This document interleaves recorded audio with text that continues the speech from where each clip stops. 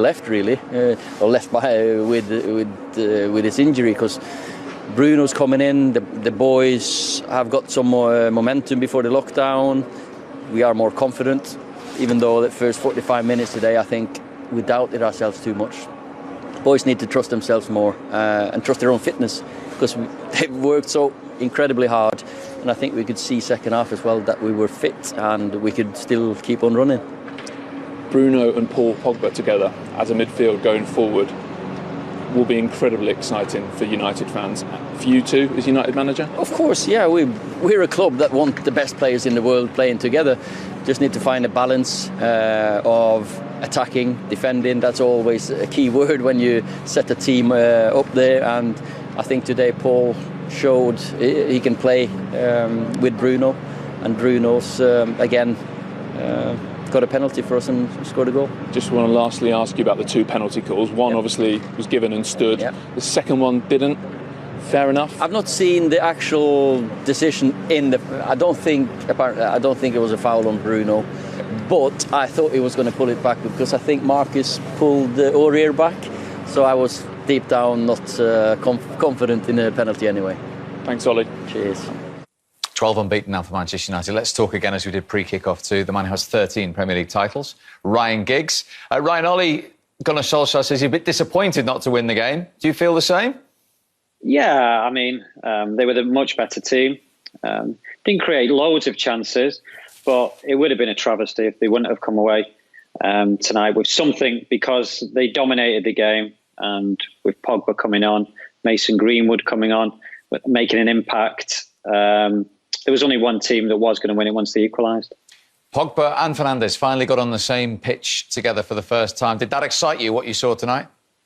Yeah, I mean, the two passes that the lads played were fantastic passes. And, it might take time to forge that sort of partnership, but you could see little glimpses of what's to come. And, I said before, good players should be able to play with each other. And we've seen that tonight when Pogba did come on. Who did this remind you of? No, I thought this was past to the because everyone's expecting him to shoot, and just first the awareness with the sharp turn, and then the little disguise and the pace of pass. That's Cantona for me, because even the little passes, 10-yard passes, he made look easy, and that was a brilliant pass. And of course, we all know Paul Pogba can produce them passes as well. So. I mean, if you're a forward and Mo will know, if you're getting 5 or 6 chances like that a game, then you're going to score goals. So, Giggsy, based on today's evidence, what do you think? Can this pair play together? Yeah, definitely, and especially games where you're going to dominate possession. Ollie was probably a little bit apprehensive going away from home. Obviously, Tottenham, a decent team, so he wants to get the balance. But I can see at Old Trafford them two definitely starting when you're going to have possession. Of course, you got to be careful on the counter-attack, but when them two are on the ball, something is going to happen. And Bruno, when he gets the ball, he's either looking to shoot or play players in. And yeah, it's exciting to see them start a game for the first time, definitely. Ryan, all their strike three tonight, they're all very similar. Even when Greenwood comes on, they need space in behind, and they struggle when teams sit back against them, especially when the midfield sit deep as well. Yeah. They're heavily linked for Jack Grealish, a player I know very well. I think it'd be absolutely ideal for what Manchester United need at the moment. Would you agree?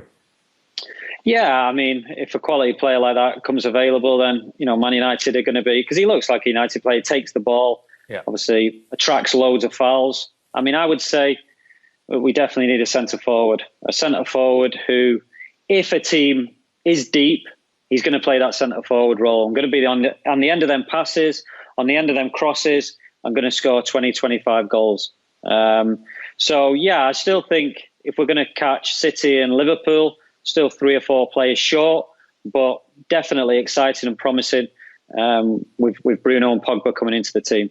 And as I say, after tonight and going back to the previous form, that's 12 unbeaten. Have you seen enough for a serious challenge for Chelsea, at least the guaranteed 4th place Champions League? Oh, definitely. I mean, the squad looks healthy now. Even players coming off the bench. You got the likes of Juan Mata, Jesse Lingard, who didn't get on, Brandon Williams, who's done so well. So the squad's looking strong. So if they do well in the Cups, there's going to be a lot of games. So you're going to need the squad.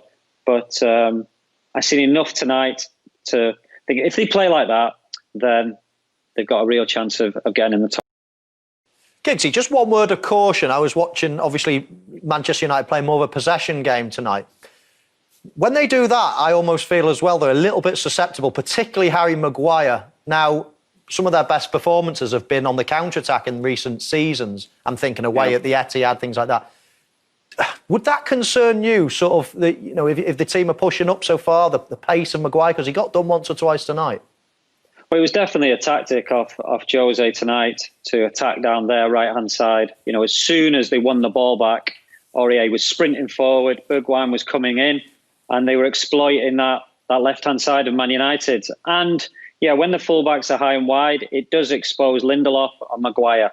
And I thought it was a real poor goal to give away. Obviously, the mistakes from Shaw, Maguire, David De Gea. But I also thought Lindelof didn't come across quick enough to close that space. He nearly gets to the shot. If he sprints and makes the space smaller, he probably blocks the shot. So definitely, Mo, when you have the ball, you're going to play against teams at Old Trafford. They're going to look to counter-attack, and you need to be wary of that.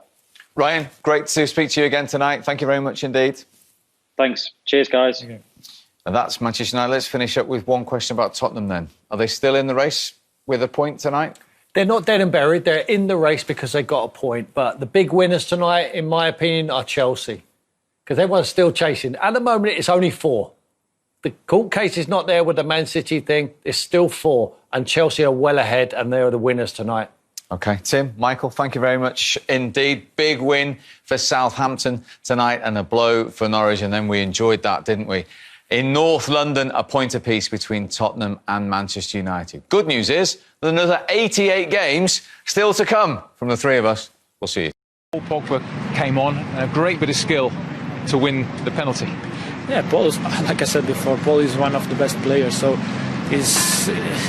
when he's on the game, he's really good. I think he was injured for a long time, so it's difficult also to come in the game because it was a high level intensity.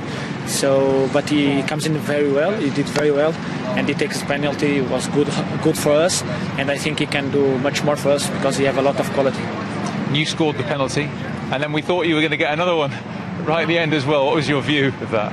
I don't know because he touched me. I feel the touch. I don't know if it's penalty or maybe was fault from Rashi before, but okay, VAR is here to help. We need to understand the point of view of the referee or the referees who are in the VAR. So it doesn't matter now. The game is finished, so we need to look forward for the next game, which is really difficult. And the unbeaten run continues, and Tottenham don't get any closer to you in terms of the top 4. So how important was this point in the end, do you think? It's important because you do a point, but it's better, like I said before, if we did 3 points.